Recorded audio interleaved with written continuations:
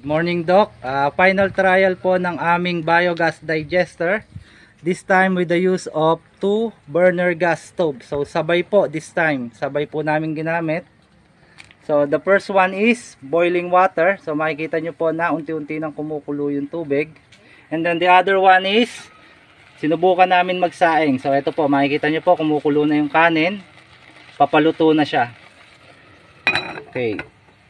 For the development, Doc, this time visible na po yung apoy ng aming biogas. So, although hindi kita sa video kasi may masyadong malakas yung brightness, but it is a combination of light blue and light red flame. So medyo hindi po siya kita. So ayan po yung aming 2 burner gas stove, and ayan po yung linya namin. Okay, from our biogas digester to our 2 burner gas stove. So yan na po yung development ng aming final trial. At success po kami. So once again, yung aming pong boiling water, ayan, nakikita nyo po kumukulo na siya.